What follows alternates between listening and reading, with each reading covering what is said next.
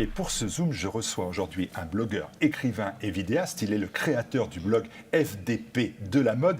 Il a scénarisé une bande dessinée du même nom d'ailleurs avec le dessinateur Marceau.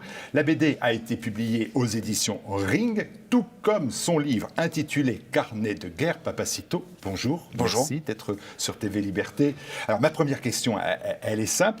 Pourquoi le livre ? Alors, néanmoins, j'ai découvert un premier élément de réponse dans un précédent entretien que vous avez accordé, où vous avez déclaré « soit j'écris, soit je tue des gens ».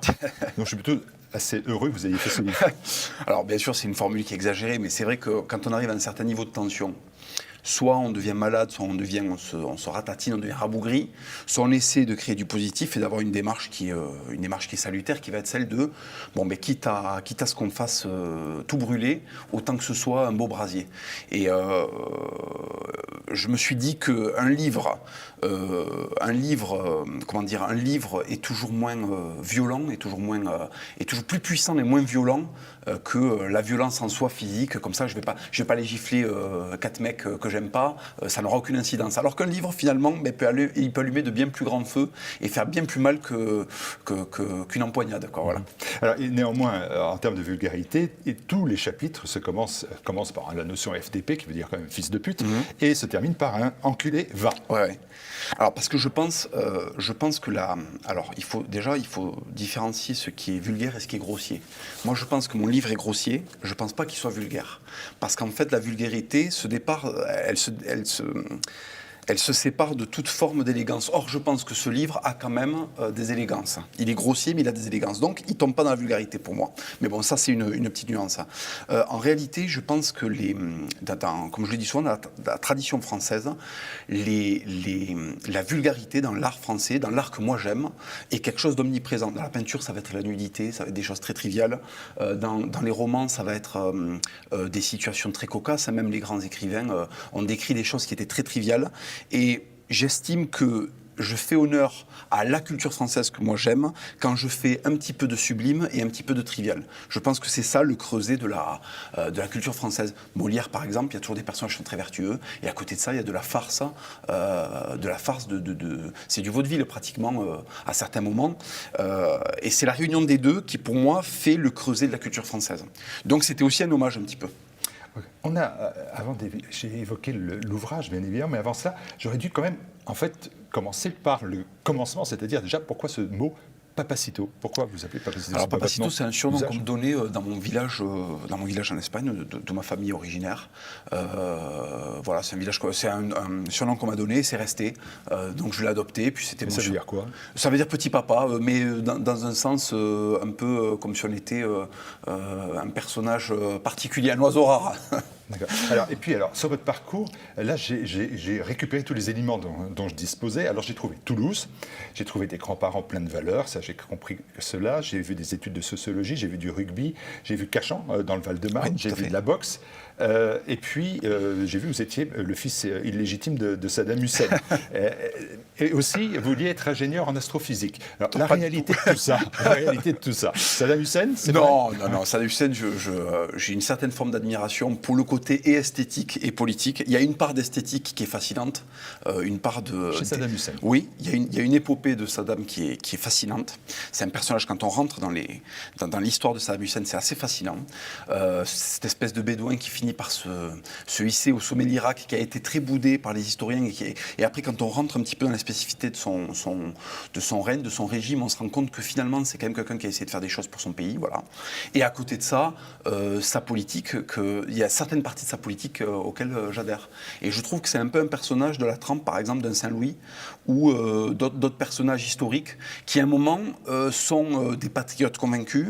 Ils portent un peu leur pays, ils sont vraiment symboliques de leur pays, et en même temps, il y a une part de noirceur, il y a une part de là-dedans de sale et d'occulte qui fait qu'on a toujours un peu ce côté, oui, bon, il y a le bon côté, il y a le mauvais côté, mais c'est assez fascinant. Voilà, donc fan plus que fils de Saddam Hussein. Bien sûr. Du coup, ça me rassure, ça me donne pas vraiment votre parcours. J'ai donné des pistes, elles étaient toutes bonnes par contre. Tout à fait, alors, sauf pour l'astrophysique, mais pour le reste... J'ai trouvé ça dans le bouquin. Ah oui, c'est vrai. D'accord, j'ai dû écrire ça... Je voulais être ingénieur en astrophysique. Ah, je me rappelle absolument pas. Bon, j'ai peut-être Ça inventé, devait je être crois une pas. blague, ouais. Non, en fait, tout le reste est juste. C'est des éléments, vous remarquerez, qui sont des éléments très, encore une fois, graphiques, qui sont très symboliquement puissants. Hein, le rugby, la boxe, la sociologie d'une autre manière, mais on va dire que c'est des choses qui nous font nous sentir vivre. Moi, je suis quelqu'un qui trouve que cette époque manque de vitalité.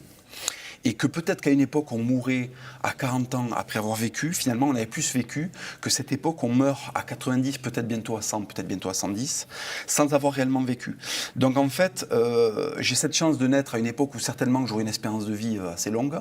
Et en même temps, si je peux enrichir cette vie-là de choses à l'ancienne pour avoir l'intensité qu'on pouvait avoir quand on vivait, quand on naissait en 1900, quand on vivait en 1700, mais avec quand même la garantie qu'on peut se faire soigner avec une anesthésie générale, vous voyez, alors là, encore mieux. Vous voyez ce que je veux dire, c'est vraiment, il y a les deux, il y a le confort de l'époque moderne avec, j'essaie de mettre dedans un peu le souffle épique qu'il y a pu avoir dans d'autres vies, dans d'autres époques. On revient à votre ouvrage aux éditions Réincarné de guerre, et bien évidemment, vous dites que c'est une critique approfondie de la société française. En vérité, c'est plutôt d'ailleurs un déboulonnage, Oui. gratuit et violent. Et là, la question se pose, est-ce qu'il est nécessaire d'ajouter de la violence à une société qui est déjà très violente? Est-ce qu'il faut en remettre une dose? Alors, dans une société qui repose sur le débat d'idées, sur un échange qui va après générer une recherche de la part des gens avec qui vous avez échangé. Ça, on fonctionnerait par exemple dans une société telle que la France des années 50, où les gens, il y a encore de vrais comportements intellectuels, où effectivement on achète des livres, on se renseigne, on creuse les questions. Peut-être que je ne ferai pas ce genre de choses-là. On est à une époque où les gens n'ont plus le temps de lire. Ils n'ont plus le temps de creuser certaines idéologies, ils n'ont plus le temps de creuser certains constats. Les grandes enquêtes, ça prend 4 heures à lire. Il y a des gens qui ne prennent jamais 4 heures pour lire un livre. Donc il fallait trouver un moyen de faire quelque chose qui puisse amener les gens à le faire par un biais qui soit le plus coercitif et le plus séduisant à la fois. La coercition parce que c'est très violent, et la séduction parce que la violence en elle porte toujours ce côté très fascinant. Donc en faisant un bouquin très grossier, très violent, très rentre-dedans, peut-être que je vais amener des gens par le côté séduction à s'intéresser à des choses, à creuser des thèmes qu'ils n'auraient pas creusés s'il n'y avait pas eu cet enrobage qui dénote un peu de ce qu'on a l'habitude de faire. La droite est emprisonnée, je pense, est emprisonnée dans la noblesse du débat d'idées tel qu'il était tel qu'on le faisait dans la Grèce antique. Bon, vous avez remarqué quand vous sortez du studio qu'on n'est plus dans la Grèce antique. Les colonnes ont disparu, il n'y a pas les vieux philosophes sous les oliviers. Donc maintenant, il faut trouver un autre moyen de dispenser la bonne parole, le bon message. Et je pense qu'un bon moyen de le faire à l'époque de l'émotion reine, c'est de faire du graphique, du rentre-dedans, de quelque chose qui touche les cordes de l'émotion. Allez, on va creuser les termes, comme vous dites, en indiquant en exergue de ce bouquin que vous faites figurer une phrase « Je suis venu pour honorer » et « Je suis venu pour sanctionner ». On va déjà s'occuper de ceux que vous avez honorés. Ça va très vite parce que j'en ai trouvé en fait dans le bouquin que deux, Jean Lassalle, oui, pour le retour à la rusticité, et ainsi que Marc Mercier qui était un catcheur mais qui est le symbole du virilisme. Et pour vous, eh bien, votre éloge, c'est celle du virilisme. Eh bien alors, ça tombe bien que vous me parliez de ça parce que c'est mes deux conceptions de la virilité. Si je prends Jean Lassalle, c'est un homme du terroir, très tranquille, très sobre, pas du tout dans la sape, pas du tout dans le MTV, pas du tout dans le show. C'est la virilité séculaire de l'homme qui est le chef de famille, le chef du foyer, qui va porter les valeurs de sa terre à la capitale, qui représente la mémoire, le terroir. Pour moi, ça, c'est un type de virilité très sobre, très noble. Et vous avez l'autre virilité, celle dans laquelle moi je m'inscris par contexte générationnel, qui est une virilité qui est plus incarnée par Marc Mercier, qui va être une virilité très américanisée, il faut le dire, très graphique, très visuelle, très symbolique. Et si vous voulez, ces deux hommes-là sont les deux sont les deux parangons du deux types de virilité qu'il y a à disposition.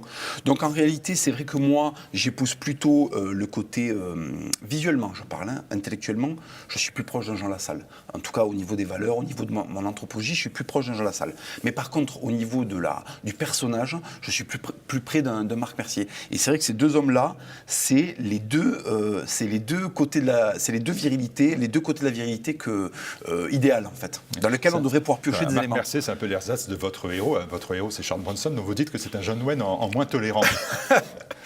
Charles Bronson, moi, quand j'étais gosse, je suis tombé, j'avais pas le droit de le regarder, mais je suis tombé sur un justicier dans la ville.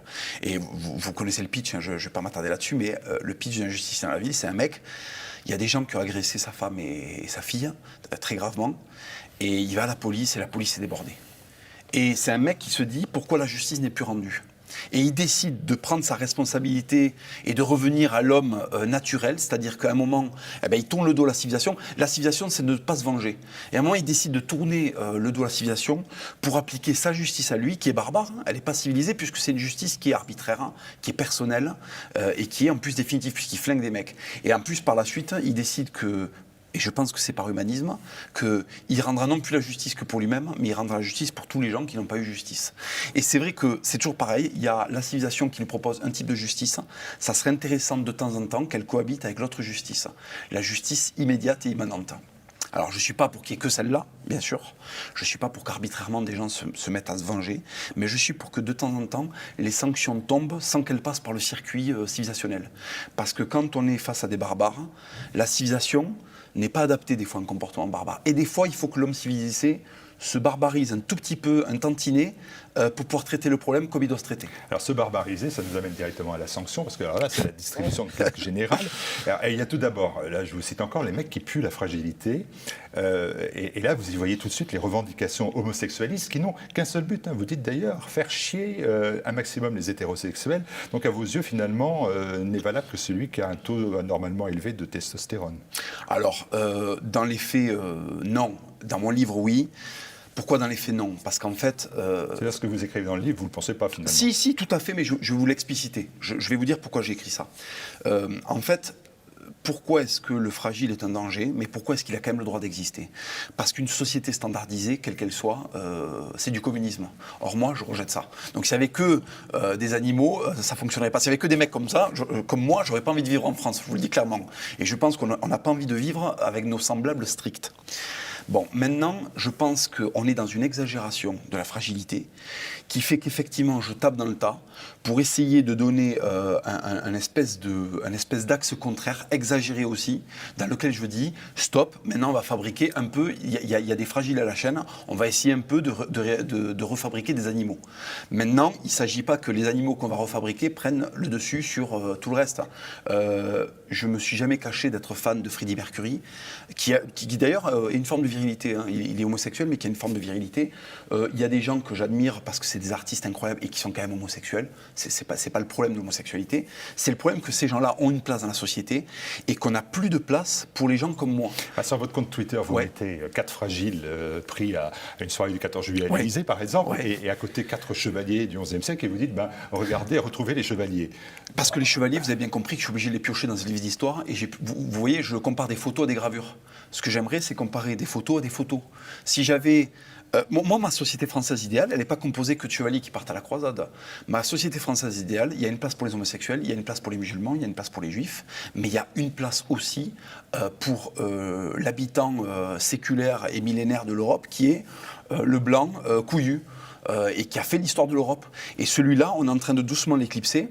Et moi, j'aimerais bien qu'on lui fasse la place qui lui revient, qui est la place légitime de celui qui est un Français, alors on n'a plus le droit de dire de souche, un Français de plusieurs générations installé. Il faut que lui, il ne soit pas interdit de vivre et de continuer à vivre dans son propre pays comme lui, il le veut. Vous voyez ce que je veux dire ? Donc en fait, c'est pas combattre les homosexuels ou combattre ce que j'appelle les fragiles. C'est qu'ils nous laissent un petit peu de l'oxygène, qu'ils nous laissent exister et qu'ils arrêtent de nous emmerder quand on a les cuisses. Vous voyez, tous les deux, on a les jambes un petit peu écartées parce que entre les cuisses, il y a un truc qui s'appelle les baloches et pour qu'elles prennent l'air, il faut écarter les jambes parce que sinon, au niveau de la circulation sanguine, ça marche plus. Et ça, c'est quand même une revendication qui me semble pas être le sommet du fascisme. Vous voyez, c'est l'enfance de l'art. Avoir le droit de s'asseoir dans le métro en ayant les jambes un petit peu détendues, je pense pas que ce soit, on ne soit pas à Nuremberg là, voilà. Alors, moi, je vous suis jusque-là, même sur les questions scientifiques, mais le bloc couillu, il répond chez vous à plusieurs symboles de puissance. Alors, ils sont listés. Hein, donc, et alors, je veux dire que j'ai commencé à souffrir, parce que, alors, tout d'abord, il y a les bagouzes. Ensuite, il y a le bling, ce qu'on peut appeler le bling-bling. Ouais, ça, le bling. Le bling, hein, le col fourrure, la démarche, la masse, le poids, et la sape, c'est-à-dire l'habillement. Est-ce que la masculinité passe forcément par ces seuls signes de puissance? Rassurez-moi. Alors, bien sûr que non. Parce que moi, je pensais que c'était d'avoir des enfants, c'était un comportement, mais bien sûr, je savais pas qu'il fallait mettre plein de bagouzes, quoi. Bien sûr, mais je vais vous donner un exemple qui va de suite vous éclairer sur ma démarche. Bon, Jésus, si on avait vendu un Jésus, dans la Bible, si on avait vendu un Jésus, bon, il pardonne, mais des fois, des fois, il gruge, des fois, on n'y adhérerait pas, parce que c'est pas un modèle complet, parce que c'est un demi-modèle, c'est un compromis. Ce qui nous plaît chez Jésus, c'est qu'il finit par se faire charcuter sur la croix par refus du compromis. Et ce que je propose dans mon livre, c'est entre guillemets, alors j'ai pas la prétention de faire une nouvelle religion, mais c'est entre guillemets un modèle qui soit incorruptible, qui soit exagéré, pour que nous, en tant qu'humains, avec nos défaillances, on puisse se référer à quelque chose qui soit un absolu, mais qui est impossible. Personne ne peut être comme Jésus. Personne ne peut être aussi pur que Jésus. C'est pas possible. Avec les vicissitudes humaines, on n'y arrivera pas. Donc personne ne peut être aussi viril que les personnages que je fabrique et qui sont complètement surréalistes. Mais le fait qu'il y ait cette espèce d'extrême qui existe fait que le chemin qui nous amène à essayer de lui ressembler nous amène à plus de virilité. Et très certainement que, en tout cas, je compte sur l'intelligence du mec qui me lit pour comprendre qu'il n'est pas obligé d'être conforme à ça. Que dans le chemin qui le mène à ça, il y a Jean Lassalle qui est une forme de virilité, il y a Charles Pasqua qui est aussi une forme de virilité, vous voyez ce que je veux dire? Un mec qui prend son téléphone dans son bureau pour donner des consignes à Ajaccio qui vont être écoutés en Côte d'Ivoire. Bon, là, il y a un côté, le mec qui pèse. C'est aussi une autre forme de... On n'est pas obligé d'adhérer à 100%, mais je veux dire, c'est aussi une autre forme de virilité. La question que je me suis posée en lisant cela, c'était aussi, en me disant, Papacito, il a des symboles de puissance, je rappelle, les bagouzes, le bling, la farure, la démarche, la masse, la sape. En fait, ce sont les symboles de puissance qui sont ceux des rappeurs, par exemple. Il ne manque plus que la bimbo à poil, si vous me permettez l'expression. Ben justement, je vais aller plus loin. De quoi se sont inspirés les rappeurs? Le bling, les bagouzes, c'est nos souverains européens. Vous prenez n'importe quel portrait de François Ier, vous prenez n'importe quel portrait d'Henri VIII. Alors, le spécialiste, c'est Charles Quint qui se faisait représenter avec vraiment tout l'apparat. Les rappeurs, ils nous ont proposé de la musique qui nous distille de la puissance. Donc, qu'est-ce qu'ils sont allés chercher dans la puissance? Ils sont allés chercher des modèles qui étaient puissants. Donc, en fait, les gens qui disent « il fait comme les rappeurs » oublient que les rappeurs font comme les rois d'antan. Donc en fait, Bouba, Karis ne sont que des pâles copies de François Ier et de Charles Quint. Et moi, en fait, je me réfère plutôt à ça. Je me réfère plutôt à Charles Quint. Donc vous n'êtes pas l'anti-Joe Star ou l'anti-Maître Gims? Ça fait comme jamais. Alors, si, parce que dans la forme, encore une fois, je propose la même chose qu'il propose, mais avec des valeurs complètement différentes, un peu sur la même latitude. Enfin, je suis pas sûr d'être sur la même latitude, mais en tout cas, et déjà, en plus, même, je pense qu'entre Maître Gims et Joe Star, il y a des différences. L'un est l'idiot utile du système, l'autre est un artiste qu'on aime ou on n'aime pas. Je parle de Maître Gims. Moi, peut-être que je suis sur la même latitude. Je n'ai pas la prétention d'être au-dessus, en dessous. Je sais pas. Mais eux, en tout cas, ils se sont abreuvés des mêmes signaux de puissance que moi. Le collier, la bague, qu'est-ce que c'est? C'est le Moyen-Âge, la couronne, c'est le Moyen-Âge occidental. Alors, parmi les sanctions, il y a le gauchiste. Alors là, d'entrée de jeu, vous faites une description, d'ailleurs assez hilarante, de la manif de gauche, avec tous les acteurs. Et alors, c'est l'étudiant gauchiste, lui, il en prend pour son grade.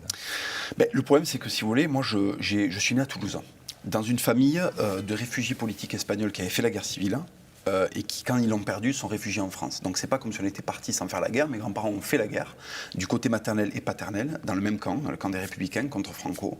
Ils ont passé la frontière en 1939, ils se sont réfugiés à Toulouse, et je suis né dans un bain d'extrême gauche, dans une ville marquée par l'extrême gauche. et je suis allé dans un lycée et dans une fac d'extrême gauche. Donc si vous voulez, je suis sorti du système scolaire à la vingtaine et j'y suis retourné 3 ans pour finir ma fac.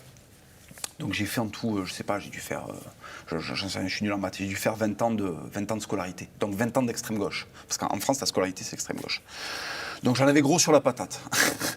Je les ai bien observés, je les connais. J'ai même eu travaillé à l'éducation nationale. Donc là, j'ai été dans le creuset, dans l'organe principal de la fabrication de l'être humain d'extrême gauche dans la République française. Donc si vous voulez, j'ai tellement accumulé d'observations, j'ai tellement vu d'injustices, de mensonges, de facilité intellectuelle, que c'était la moindre des choses que je leur règle leur compte sur un bouquin, voilà, sur quelques pages. Et c'est réussi. Merci beaucoup.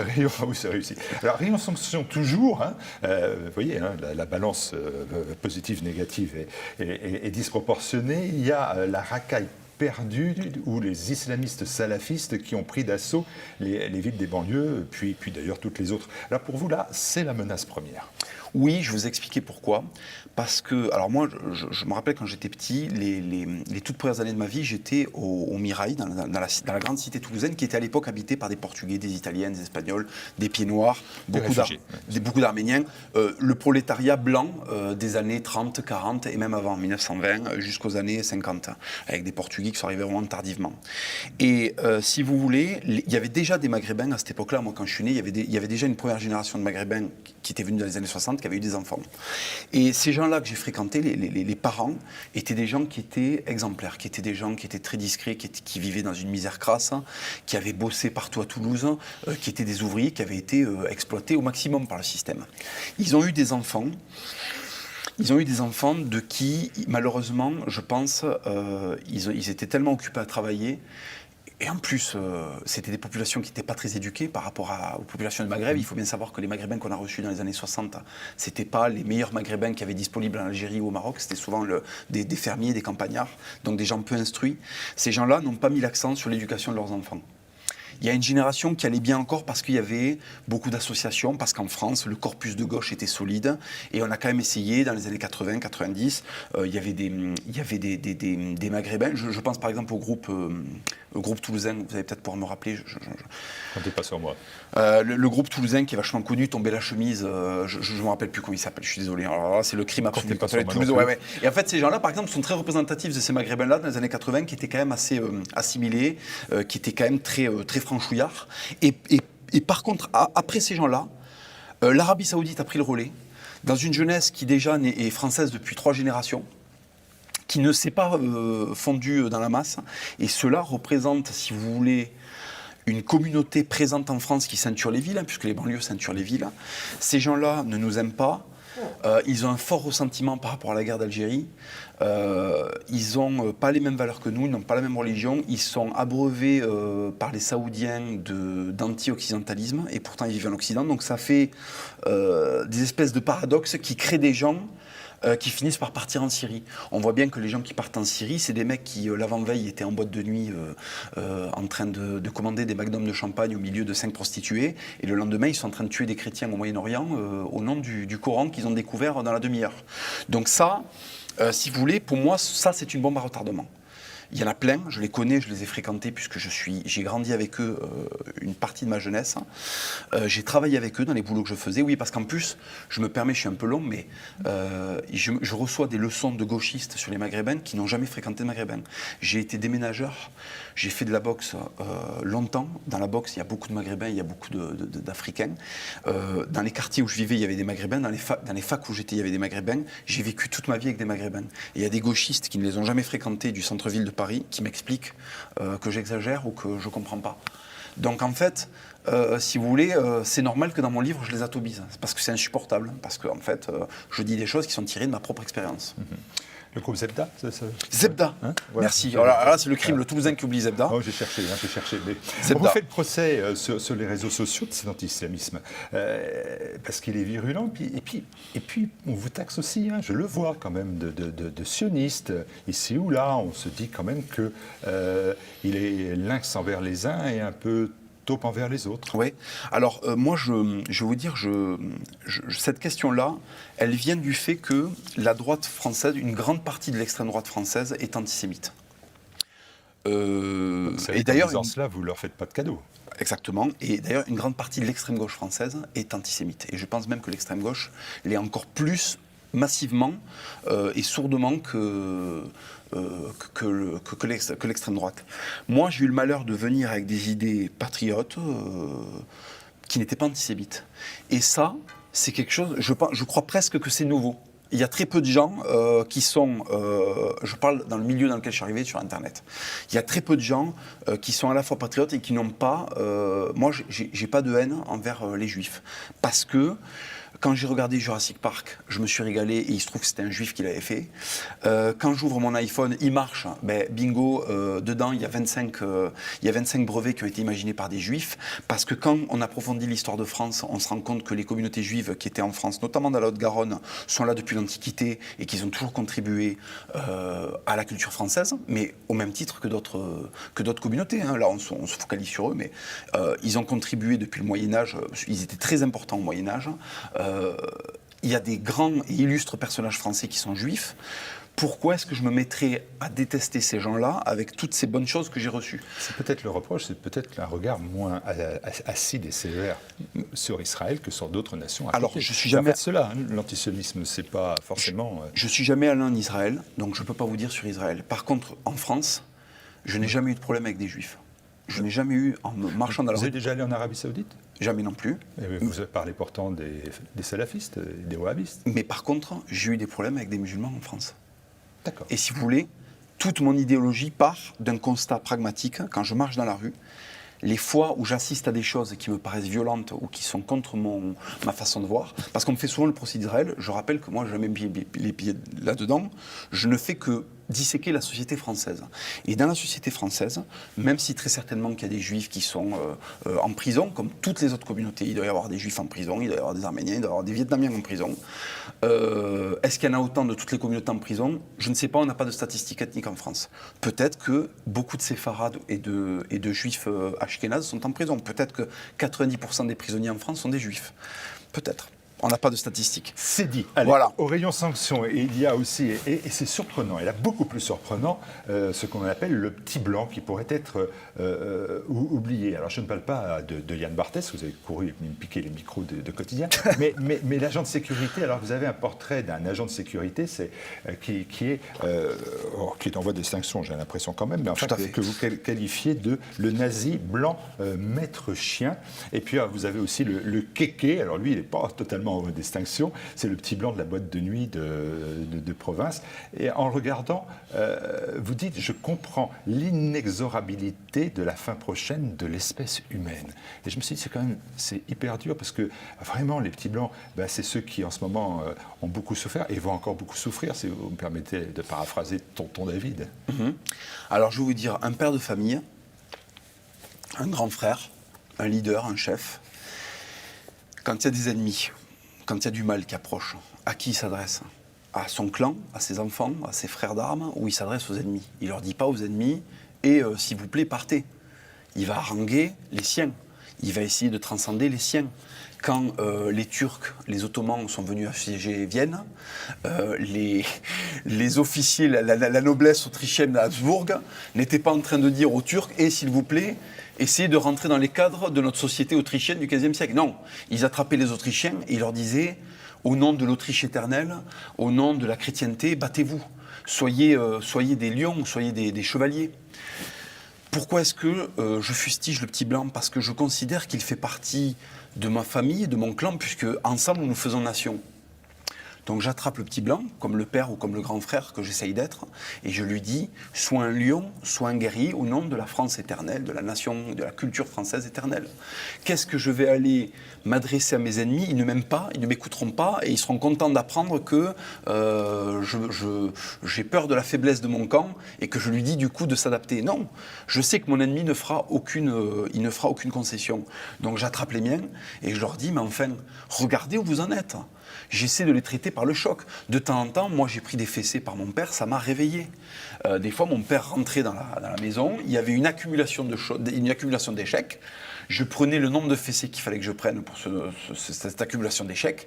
Et quand j'allais dans ma chambre en sanglots, comme l'enfant que j'étais, je me disais, bon, là papa il m'a mis une tannée, parce que Il faut que je me réveille sur tel thème, sur telle chose, sur telle action à mener. Il faut que je me reprenne en main.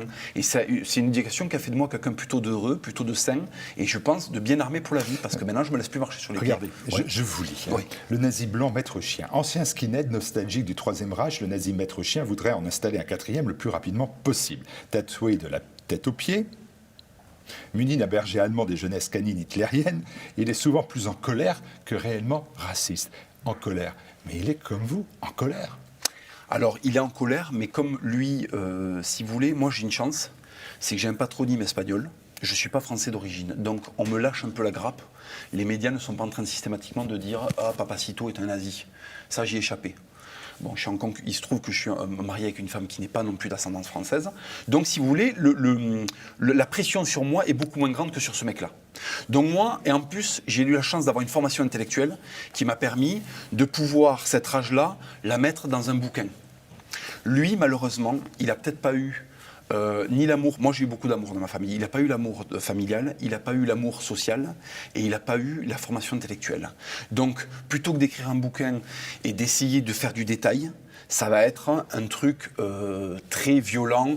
Vous savez, dans les prisons américaines, les gangs, c'est les Noirs d'un côté, les Latinos de l'autre avec le Nord et le Sud, et puis les Blancs qui deviennent des néo-nazis. Même s'ils n'adhèrent pas à l'idéologie nazie, ils sont dans un milieu qui est tellement violent qu'en fait, ils se tatouent des croix gammées de la tête aux pieds, même s'ils n'y adhèrent pas, juste pour être inclus dans un groupe.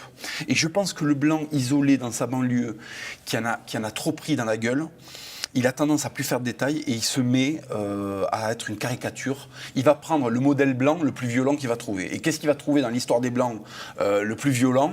Soit ça va être le commerce de l'esclavage, soit ça va être l'esclavage, soit ça va être le négrier, mais c'est dur de se déguiser en négrier, soit ça va être le Troisième Reich, qui est plus près et qui, graphiquement, va être plus séduisant. D'accord, mais on vous suit mal quand vous en prenez au kéké. Le kéké, on le voit bien en boîte de nuit, quoi. Alors, vous dites, alors vous faites un grand numéro sur le parfum Scorpio. Je précise que ceux qui portent du parfum Scorpio, il faut mieux pas avec vous. Mais parce que c'est dur quand même, c'est dur. Il n'y a même pas de bienveillance. Alors là, c'est vrai que c'est très sévère et je suis d'accord avec vous. Il y a eu un manque de bienveillance parce que, vous voyez, c'est bien que vous dites ça. Parce ça lui fait pas de mal. Avec le mec d'extrême droite, le maître chien blanc, vous aurez noté qu'il y a de la bienveillance parce que je dis, il est plus en colère que réellement nazi. Parce que celui-là, à un moment, je sais qu'il y a eu la blessure profonde et qu'il y a quand même au fond cet enfant qui a dû être méprisé, qui a dû être à un moment gravement attaqué. Or, dans le kéké, ce que je ne supporte pas, et c'est pour ça que j'ai du mépris pour lui, c'est qu'il y a l'acceptation que le réel, il est merdique, et finalement on s'y conforme, et c'est la veulerie. Et la veulerie, c'est ce qui tue les braves. La veulerie, le brave, il est souvent plus facilement mis en péril par le veule qui est à son côté que par son ennemi. Vous savez, Saladin, quand il s'en est pris à Richard Cœur de Lion, il y avait du respect entre les deux. Et jamais Saladin aurait fait empoisonner Richard Cœur de Lion. Par contre, le minable qui ne supporte pas Richard Cœur de Lion, lui, le minable qui est à ses côtés, qui a peut-être des vues moins nobles que lui, il va peut-être aller l'empoisonner, ou en tout cas, il va peut-être le trahir par veulerie, parce que finalement, lui, c'est un utopiste, on ne la reprendra jamais, cette terre sainte. Donc finalement, qu'il aille crever dans son désert, moi je ne l'accompagne pas. Et c'est souvent en espagnol ce qu'on appelle le lado blando, notre côté mou. C'est notre côté mou qui nous tue, c'est pas notre ennemi. Notre ennemi nous rend plus forts, parce qu'en fait la confrontation qu'on a avec lui nous pousse toujours à être... mais en fait c'est l'histoire des Européens. Pourquoi les Européens sont devenus des guerriers formidables jusqu'à 1968?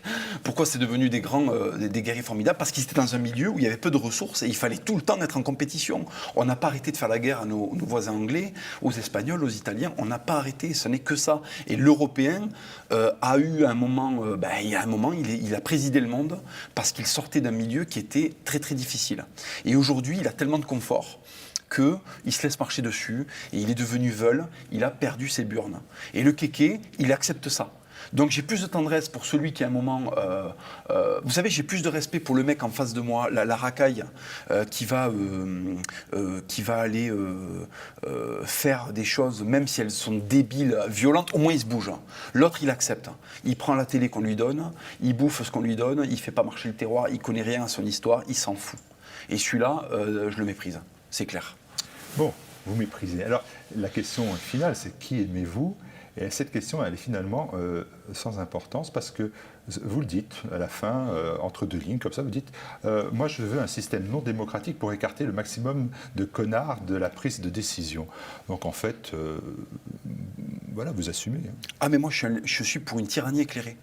Moi, si vous voulez, Saddam Hussein, Charles Quint, Saint-Louis, Philippe le Bel, c'est des gens, pour leur pays, ils ont fait à un moment des choses que n'ont pas fait des générations et des générations de présidents élus démocratiquement. Bon, De Gaulle, on ne va pas aller jusqu'à dire que c'est un dictateur. De Gaulle a eu fait des choses, même si pour moi, De Gaulle, voilà, moi je suis un anti-républicain, bon bref, mais quand même De Gaulle est, je pense, un des derniers hommes politiques qui a essayé de faire des choses, et on n'était pas loin du tyran éclairé, mais qui a essayé de faire des choses pour son pays. Après, il y a eu Mitterrand qui a essayé de faire des choses pour lui-même, et à partir de là, tout le monde a fait des choses pour soi-même. Mais avant ça, l'histoire de France, elle est parsemée de chefs d'État qui ont fait les grandes heures de notre pays. On a souvent, le prochain livre qui va sortir en octobre chez Ring s'appelle Le Crépuscule des Titans, le prochain que j'ai écrit, et il parle du Moyen-Âge. Et je réhabilite le Moyen-Âge parce que la République nous a fait croire que le Moyen-Âge, c'est des tyrans qui règnent sur des esclaves courbés. Non, ça, c'est ce qui se passe actuellement. Le Moyen-Âge, à partir du Capet, c'est une France florissante qui devient le pays le plus puissant du monde jusqu'à la guerre de 100 ans, avec des rois qui enrichissent le royaume en permanence. Vous voyez ce que je veux dire? Ça, on ne le sait pas. Et donc, du coup, notre vision de la démocratie, elle est biaisée, parce que si à l'école, on apprend que le seul moment où les Français ont commencé à être heureux, c'est quand on les envoyait faire 14-18 et quand on a décapité leur roi, il y a un problème. Moi, je leur dis non. Quand on les envoyait faire 14-18 et quand on a décapité leur roi, c'est le moment où ils ont commencé à être foutus. Avant ça, c'était un royaume florissant qui nous a laissé Notre-Dame. Bon, on voit ce que c'est devenu avec la démocratie et la République aujourd'hui, qui nous a laissé Chambord, qui nous a laissé Delacroix, qui nous a laissé des choses merveilleuses, vous voyez ce que je veux dire? Et quand je soupèse les deux, écoutez, on va prendre une photo en l'an 1002, et on prend une photo de la France aujourd'hui.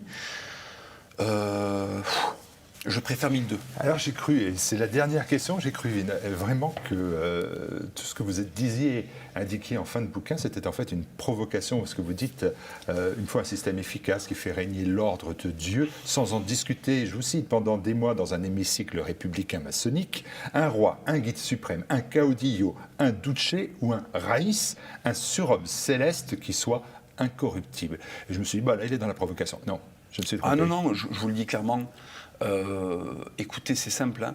Vous voyez, Mitterrand on a toujours une vision de Mitterrand beaucoup plus saine qu'un Franco.